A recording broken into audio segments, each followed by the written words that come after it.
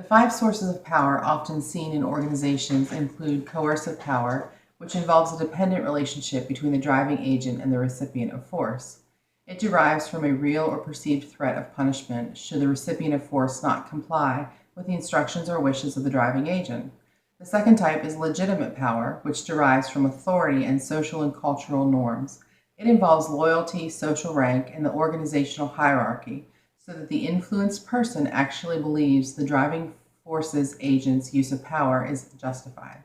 An example would be a cultural difference where the male is perceived as the dominant, and therefore the female should never question what they say.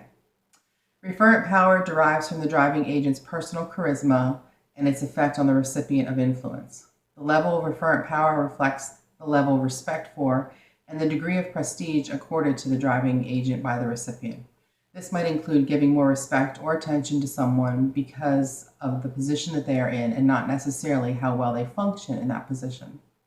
Expert power is the recipient's perception of knowledge possessed by the driving agent. An example would be the relationship between a physician and patient.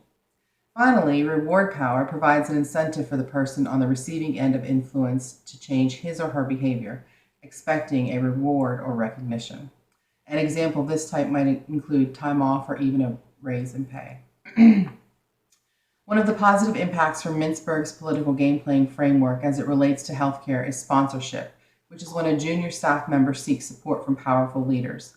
In my 20 years in healthcare, I've seen this happen when a natural leader is recognized from upper management and schooled and groomed to become part of the leadership team. In one instance a few years ago in an ICU in Texas, everyone around the person saw it before he did. A second power game is alliance building. I've seen this happen on all levels, from staff nurses to department directors.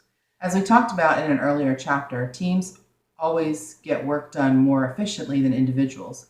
And while these relationships might not be an official team, it gives members other people with which to share the good and the bad. Initially, when reading about empire building, I thought it was definitely a negative, as in you don't want one person or department to have too much power. However, after some thought, I can see it being a positive experience if the reason for merging two departments is to consolidate resources and staff while streamlining care and cost. Lastly, I believe that strategic candidates can have a positive impact on an organization if the group of people who are advocating to get someone else into a leadership position are doing so because he or she is the right person for the job. If there is an ulterior motive to have that person in that position, that would obviously have a negative impact.